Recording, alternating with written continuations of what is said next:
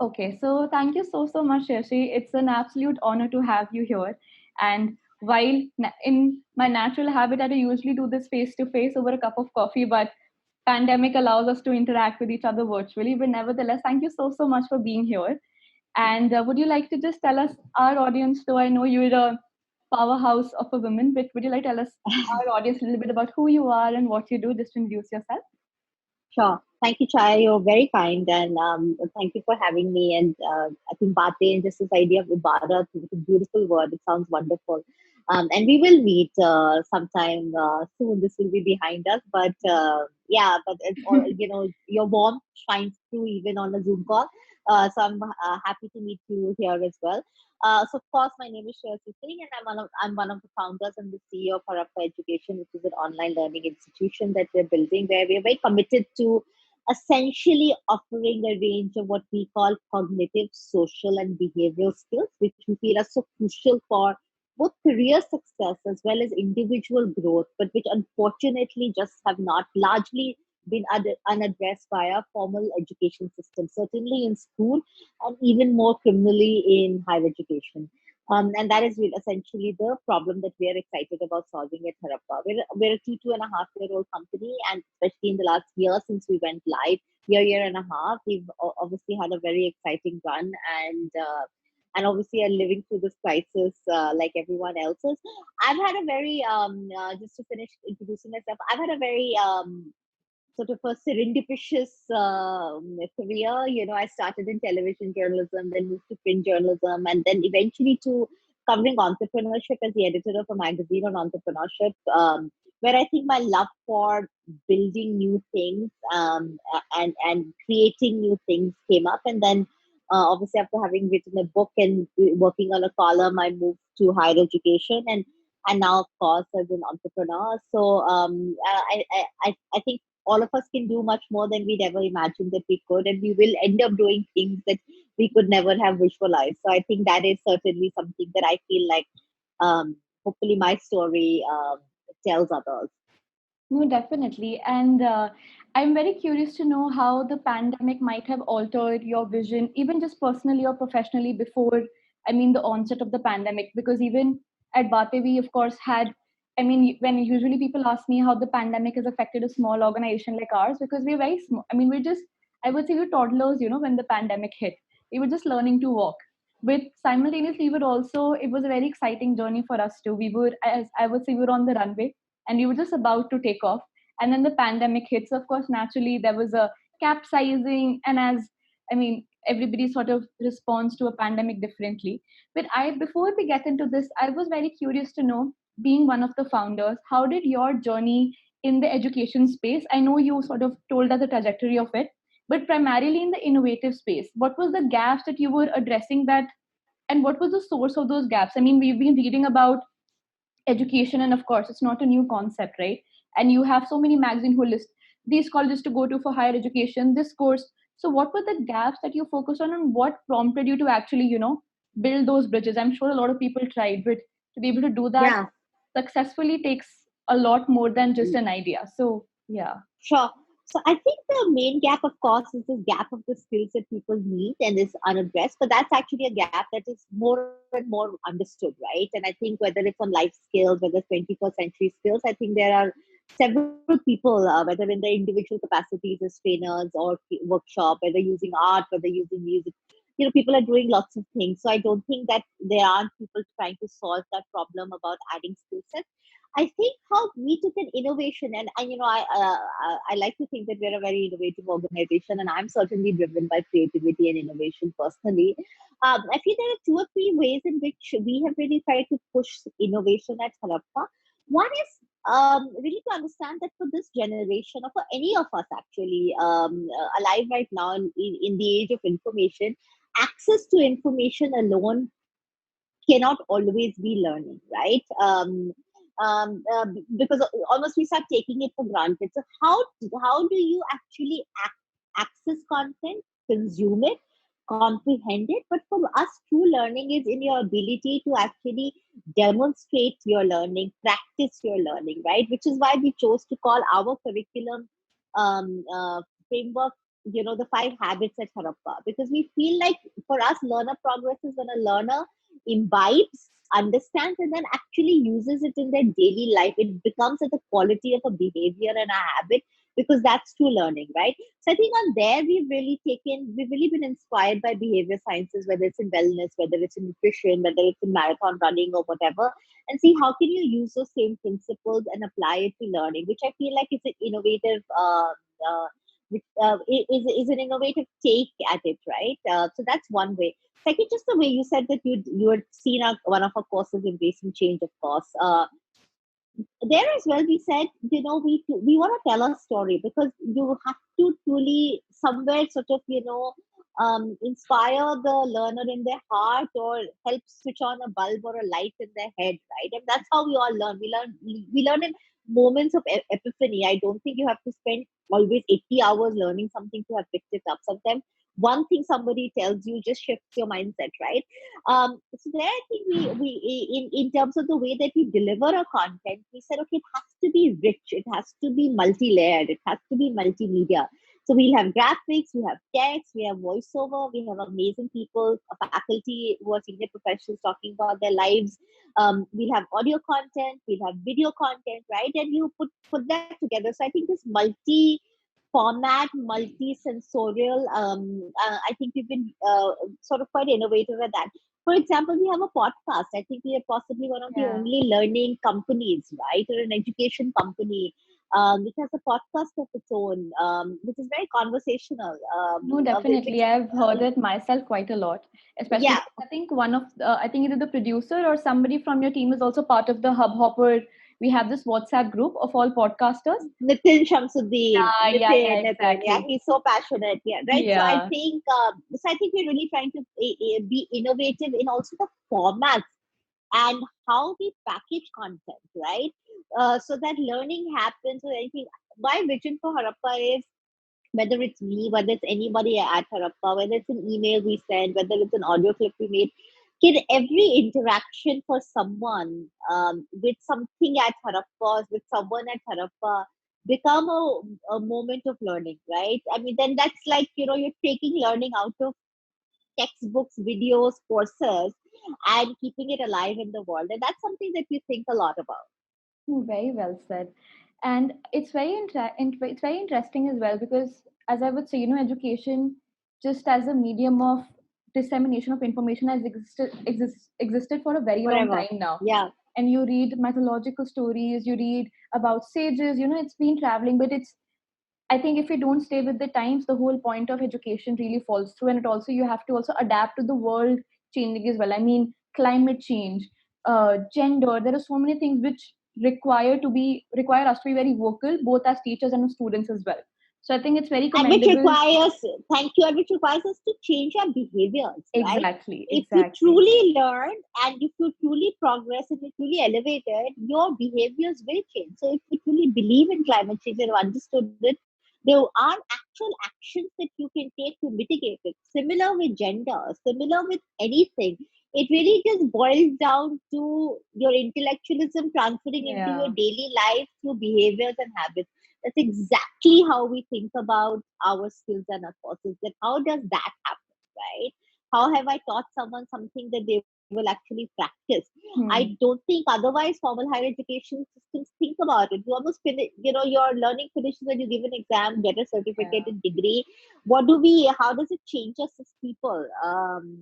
It's not something that we often talk about, which we are very Yeah. passionate about. No, very again, rightfully said, and that's something which I personally was also, I would say, very passionate and also I would say troubled by the gap which I felt that okay, there is a lot of theoretical knowledge that is being Yeah, disseminated, and then we are in the world outside, right? But where is the gap? Like, okay, even if I was a political science graduate at Delhi University, and then I did media communication for my masters. So now, even if hmm, I was reading about Marx or any political thinker, now that particular person stopped existing a very very long time ago, but we're still reading about them. That's fine, but how are we applying that in today's world? absolutely. That was a massive gap. And I mean, I think I was one of the students in my class who really pushed for debates and discussions, and usually the trend was that give us a paper, we'll solve the answers, and that's So yeah, yeah. so. Yeah. So coming to just the whole picking from Productivity that question. productivity question, I wanted to sort of place structure it in a way. Maybe I don't know. Let me know if you want me to break it down further. So I think when we are growing up, we have these stages. We have school, then we have college, then I would say we have the internships, and then eventually we settle down, or at least we have a, I would say, elongated path. So for example, I believe like Harappa education is your, I would say, destiny at least till now, and that's what something you dedicated for a good period of time now. But I think even the definition of productivity, what is taught and how we carry it forward changes in our different phases of life. So I'm curious to know what was the definition of productivity that you understood in school or college? How did it change when you actually stepped out in the real world? And now being the founder and the CEO, what is the definition of productivity that you yourself believe and also try to disseminate to other people? I'm a working mother, right? I have a Yeah, 13-year-old son. yeah. So productivity is sort of, especially in the last few years of my life, is something that is almost like a need for me to be able Hmm. to run my life. And I feel like I'm one of those people who wants a big life, right? Like I want a big Hmm. career. Obviously, I want to, also have my own interests. I'm social. I also want to spend. I'm very sort of, duty bound to obviously my husband and my son, and obviously invested in their lives. So productivity for me, I think school and college seem just so long ago for me now. But I think at that time you're very task oriented, right? Like you just feel like productivity is in getting the task done, and once it's done, you're productive. I don't think you think about the way you work, right?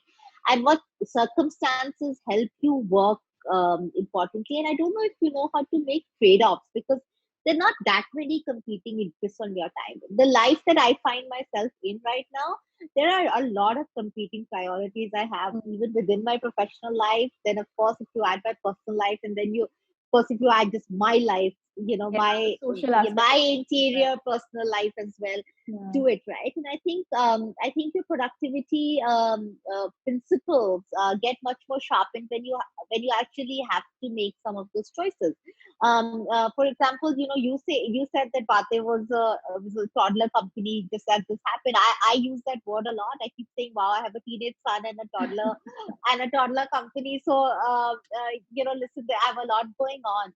Um, I think certainly.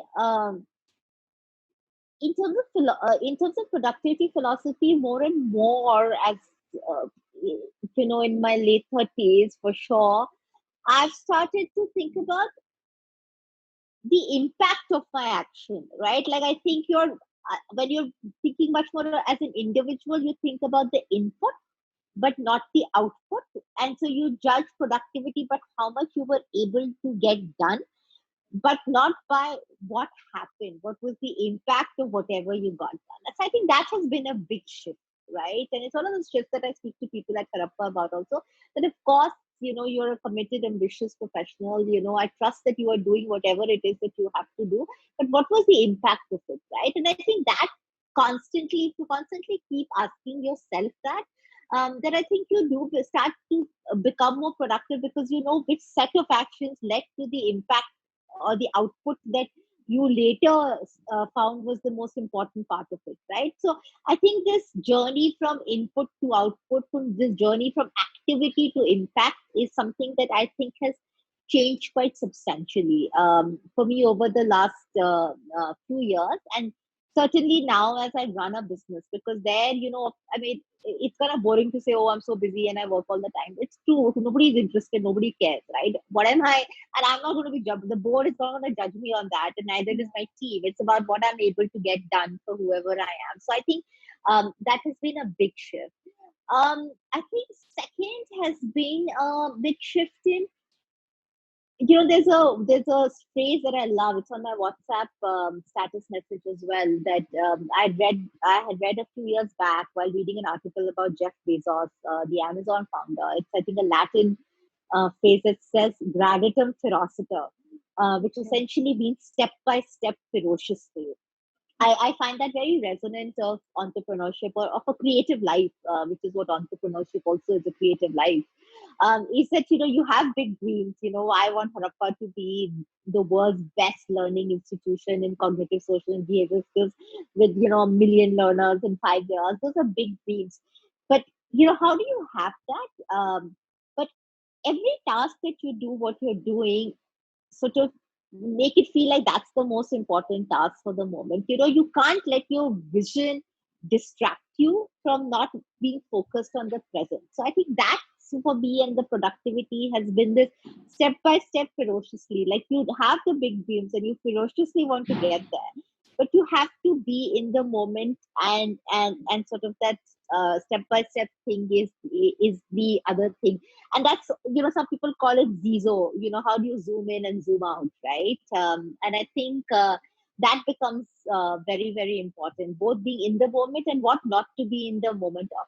Third, I think you have to be like, I have learned this, and this I think much more at Harappa as my life has just got busier, um,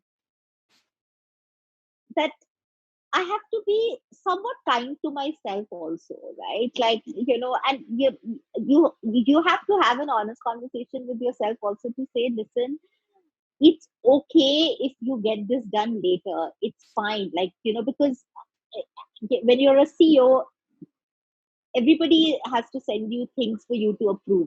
Some of those Yeah, things are really important to them, something that they've been working on for 2 months, 2.5 months. So you understand how much heart and soul and hours they've put into it. But you know that, listen, you have to make a choice that it's not that important for you right now to get into that. And while that, that might make the other person feel like they were not important, I think you have to be a little bit surgical and clinical and objective also about your own capabilities, about your own time and your own energy, right? So I think those three things certainly have become my productivity principle, I or think more there's and more. so much wisdom there. I feel like I'm in my own school and learning from one of the, I would say, a Oh, very come on. profound and very experienced teacher. Truly, I mean, I think one thing which I wouldn't call it a resolution, it was just something which I mean, I believe I have a very long journey to go ahead, and every day I would want to learn something, and I just Hmm. try to imbibe that in every approach, even if I'm just talking to, even like a vendor, if I'm talking to somebody. So I always try Yeah, to learn something from that conversation or that engagement, because that's the only thing I believe that to be, I would say, the most profound and the most real education that one can get. true. So definitely I'm listening very intently, and I think I'm going to have a book full of notes after this. Good. Coming to my next question, I wanted to know, of course, I know pandemic, I don't think it's a done and dusted topic, but I know everybody does speak about it. It's sort of, Hmm. and sometimes I'll call my friends to not talk about pandemic, but we end up talking about the Yeah, pandemic. yeah, you can. Yeah. Yeah, and literally this happens every time, and then we talk about this, so it's like a deja vu happening again and again and again and again. So yeah, so basically, I wanted to ask in terms of how the pandemic is. I won't ask you how it has impacted you, because I think that's a very subjective and a very personal, I would say, take on that. But how has it changed your? So of course, started with certain principles. You started with certain ideas. You started with certain. Okay, these are the 10 things that this is how the year will shape up, and then the pandemic hit. So how has that modified your definition of productivity, both personally and professionally, and how have you, I would say, evolved in response to that? Um, so I don't know if I've changed first. Well, I think the one thing that I'll say the quick change personally, and then I'll focus on the professional. I never used to cook, right? I love cleaning and I love like home decor and things like that, but I never cooked. So I think especially the first month of the pandemic, there were no deliveries and things like that, Hmm. right? And of course, thankfully, I have full-time staff at home, but still, I took up cooking, and I feel like that's been something that's great, and that's sort of added to a set of activities that is again creative, and you feel like you've ended with something. So I think that changed for me most meaningfully, in terms of any personal habits. As well as I think all through the pandemic, I've walked for an hour a day, for sure. I don't think I've missed even one day, in any case. And I think that has really helped me, sort of, kept me sane, and because I'm just spending so much time in front of the computer. So I think those are the two things mainly. Professionally, a lot has changed. I keep saying this even in town halls at Harappa, that, and I used to say that even more in April, that don't let's not waste a crisis, right? I think also this is something a political leader had said once. And I feel so proud that at Harappa we haven't wasted the crisis. And of course, I think for an industry like ours, online learning, there has almost been an enabling trend in this unfortunate year that we found ourselves in. The fact is that behaviors as well as adoption of online learning, there's an acceleration of digitalization and everything, and Hmm. learning is a core aspect, right? So we've actually seen a lot of it's been very schizophrenic in the sense because we've seen actually a lot of progress on many fronts at Harappa, which is wonderful to see. Even as you're dealing with sort of so much bad news and anxieties and stresses. Um, we've all become as a I think we're a better team and a better company today on whatever 6th August than we were on 17th March, from which we went into mandatory work from home. And I'll tell you one big reason, right? And I think, I'm an optimistic person. That's my default setting. And I think, most entrepreneurs most creative people are, right? And I think they become even more optimistic because they're in this line. So it's a Yeah. self-fulfilling sort of, prophecy or a cycle. And I I also think, may add there, it's I think sometimes entrepreneur we don't have an option but to be optimistic as well, because yeah, when we yeah, get yeah, yeah, into yeah. it, yeah, when we get into it, we're in for the long haul, and there are a lot of ups and downs. So we have to keep a bigger outlook, and the skies will turn blue again. So Yeah, but I think that spirit of can do, and thinking yeah, like things can be better. What you said, right? I think essentially optimism is, of course, we're all in a terrible time, but yes, by tomorrow will be better. It's really the core of that sentiment. I just feel like everyone in the company, right, who is not naturally that, because people have different worldviews, right? On something like this, I think is a very core makeup to who you are as a person. I just feel like a lot of people sort of move towards that thinking. And I think just what was happening on what we were seeing in terms of learner feedback, learner behavior on the platform really did become that sort of, infusion of positivity in our systems and push many more people to see, oh, we can do this, and we will do more. So I think that has been, I think that has really helped us be more productive as well as innovative, right? This new spirit of can do. So we have actually not just been in maintenance mode through the crisis. We've actually, or during work from home, we've actually launched new things, yeah, significant new things. I mean, whether it's doing like 30 to 40 live sessions, master classes, right, through webinars or whatever, that we would not be doing before because we were essentially, our courses are self paced and asynchronous. Whether it's launching our B2C business, we were essentially B2B, going to campuses and corporates, and all of those are things that we have done new during the crisis. And I think that really has been sort of a collective can do spirit of the team, which has had a huge impact on productivity and innovation. Now, I found, and I think it really gave people things were so confusing. Everyone was away from their people who couldn't get home or away from the families. I think work became such an important,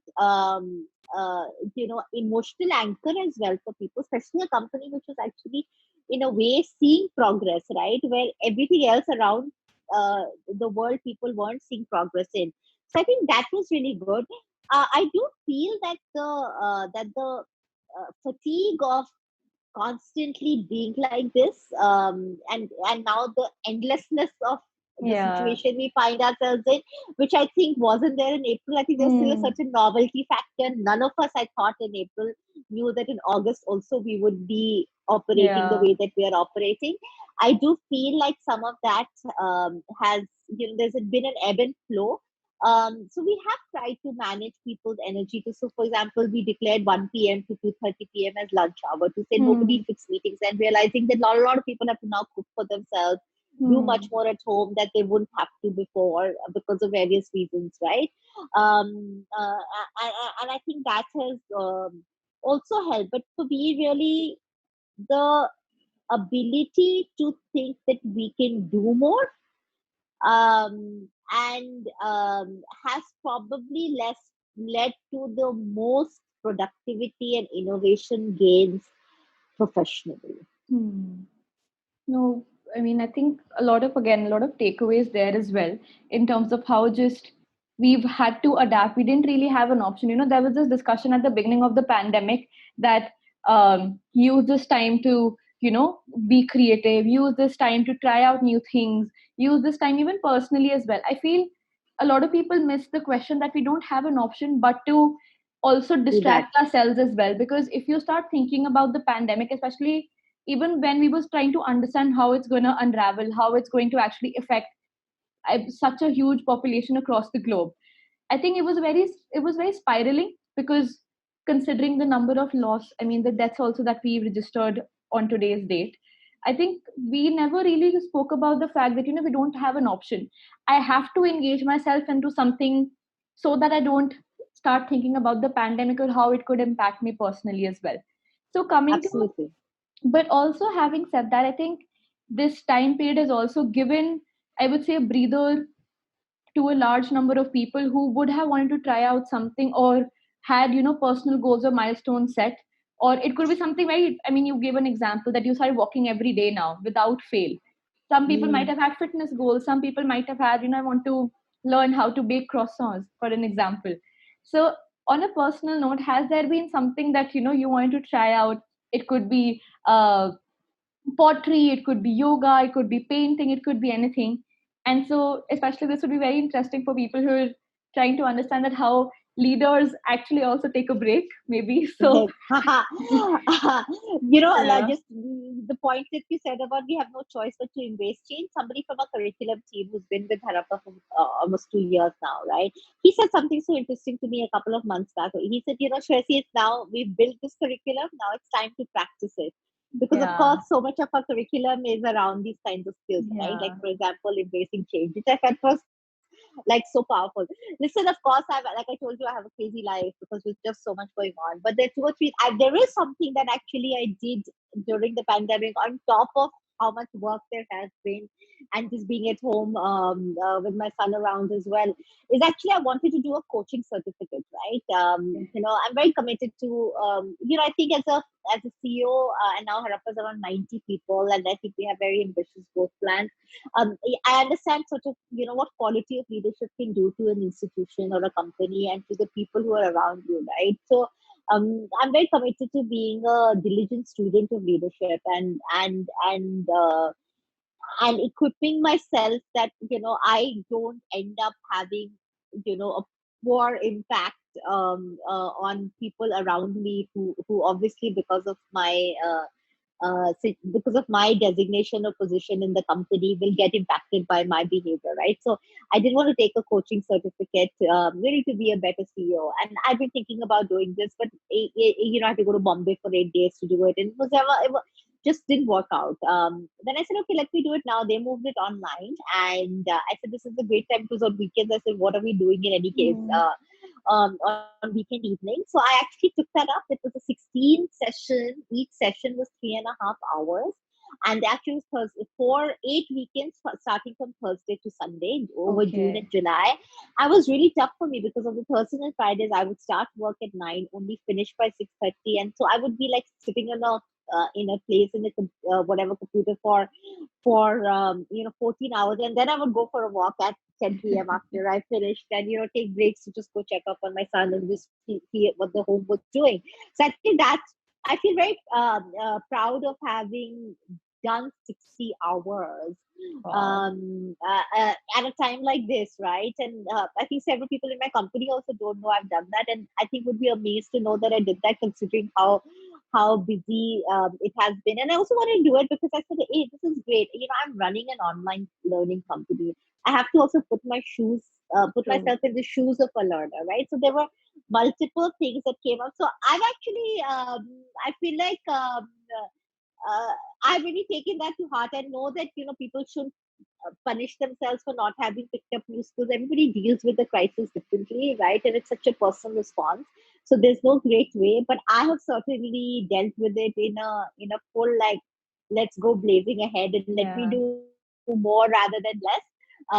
And so obviously, the cooking, the walking, and actually then doing a 60-hour course, which I think has already helped me manage some things at Harappa, has been a big highlight. And the second thing, sort of, I said is listen, I can't be a tiger mom in this situation. Hmm. Teenagers in any case have their own rhythm, and to accept that and to know that this is just such an unnatural time. So whether it's screen time, so I've also learned to sort of lay off my son and not give him too much grief, and not impose the same rules that I was imposed before. And that's where that's where agility or adaptation comes, to say it's great. Like, I would let him now speak to his friends after dinner for 2 hours, because I know it's Hmm. good for him to have that social connection, even though it's on the phone, right? Hmm.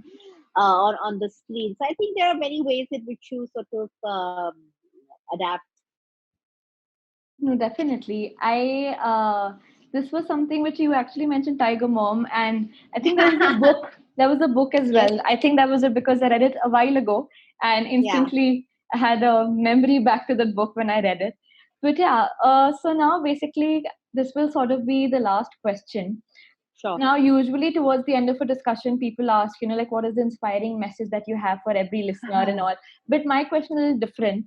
So, of course, I would say, encapsulated, I would say, a plethora of experiences, knowledge, wisdom, ideas over the years of course, your multiple, I would say, professional stints as well, and now being running, I would say, a huge, huge organization and a very pioneering one as well.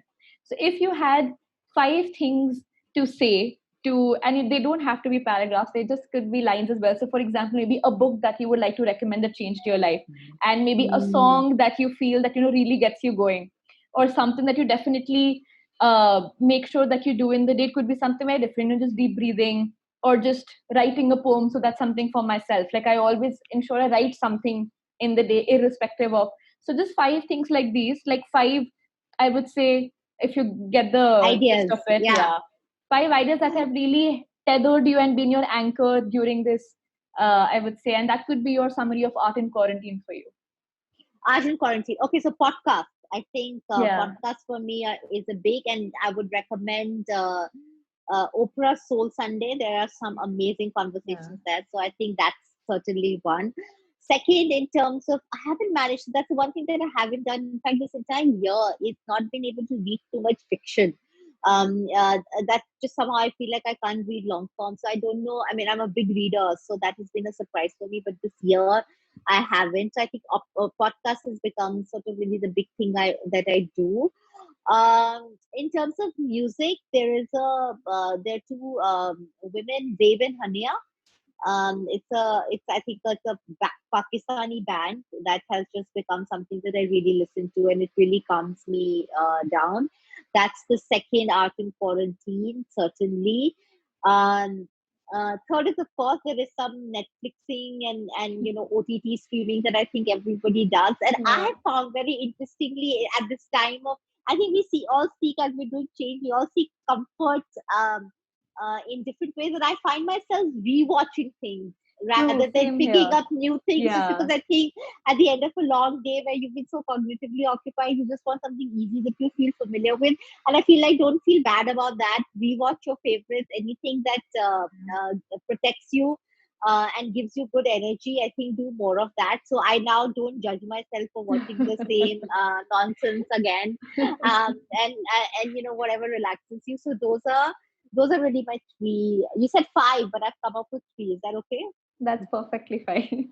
No, but it was, I actually, I think, of course, and I'm not just saying it because we're having a chat right now, but I can see a lot of similarities. And in a way, it's a lot to aspire to because, as I said, I really look up to you. And that's not, again, it's not just flattery, Thank it's you. just honesty. But also, in terms of a lot of things, like even I tend to go back to my favorite shows because I feel like right now I don't have the time, or I would say the energy, to invest in something that requires an emotional investment per se. Yes, I'd yes. rather I'd rather sit down with somebody who understands me because that 1 hour I'm not looking to be judged or questioned or for a conversation. I just want that comfortable silence, and that's sometimes which shows do. But I don't know if you had a chance to watch Schitt's Creek by any chance. I haven't, and I've tried to watch it. I tried to watch a Yeah. couple of episodes a couple of weekends back. but somehow I just wasn't able to get into this. So I don't know whether it's Okay. me right now, or Okay, maybe, yeah. it's the show. I think eventually the show really grows on you. So I mean, it's also, of course, it's human and has it's a package of everything. So Let's that's say been that, try very, it again. yeah. It was a new comfort I found. So yeah. Okay. But with that, Shashi, will just I would say end this conversation in terms of the interview, and I am so incredibly glad to have been able to speak with you.